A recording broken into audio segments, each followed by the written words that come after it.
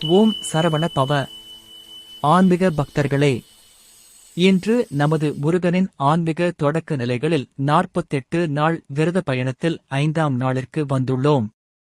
இந்த நன்னாளில் முருகன் நாமஸ்மரணம், பக்தர்களின் உள்ளம் ஒருமுகப்படுதல் பற்றி பார்ப்போம். இந்த உலகில் மனிதனின் மிகப்பெரிய போராட்டம் எது தெரியுமா? அது அவரவர் மனமே.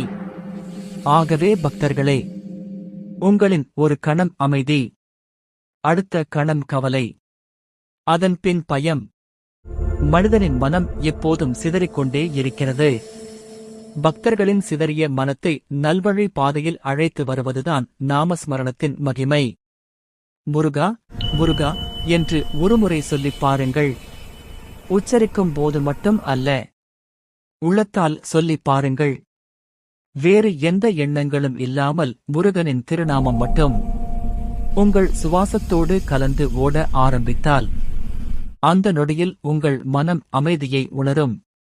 நாமஸ்மரணம் என்பது வெறும் ஜெபம் அல்ல, அது மனத்தை கட்டுப்படுத்தும் ஆன்மீக பயிற்சியே. சரவண பவ என்ற அந்த 6 எழுத்துகள் நமது 6 குறைகளையும் மெல்ல மெல்ல கரைக்கத் துவங்குகின்றது. பக்தர்களாகிய நமது 6 குறைகளை இப்போது பார்ப்போம். கோபம், பயம், அகந்தை, சஞ்சலம், கவலை, அவசரம். இந்த அனைத்து குறைகளையும் முருகனின் நாமம் அமைதியால் அடக்குகிறது. ஆகவே பக்தர்களே, ஒரு நாளில் 5 நிமிடங்கள் போதும். ஒரே இடத்தில் அமர்ந்து, கண்களை மூடி, முருகன் முகத்தை நினைத்து, அவரின் நாமத்தை மெதுவாக உச்சரியுங்கள். உங்களின் எண்ணங்கள் சிதறினாலும் கவலை வேண்டாம். மீண்டும் முருகன் நாமத்திற்கு உங்கள் மனத்தை அழைத்து வாருங்கள். இதுதான் பக்தர்களாகிய நமது உள்ளம் ஒருமுகப்படுவதற்கான முதல் படி.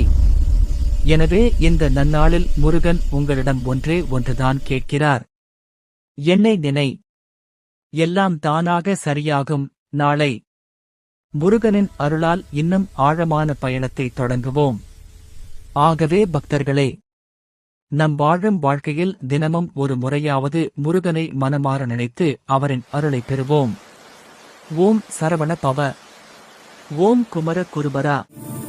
வேல் முருகா. வேலுண்டு வினையில்லை. ஓம் சரவண பவ. வெற்றிவேல் முருகனுக்கு அரோகரா. இந்த வீடியோ உங்களுக்கு பிடித்திருந்தால் லைக், காமெண்ட், ஷேர் செய்து மேலும் இத்தகைய ஆன்மீக பதிவுகளுக்காக பாபு BK சேனலை சப்ஸ்கிரைப் செய்ய மறக்க வேண்டாம்.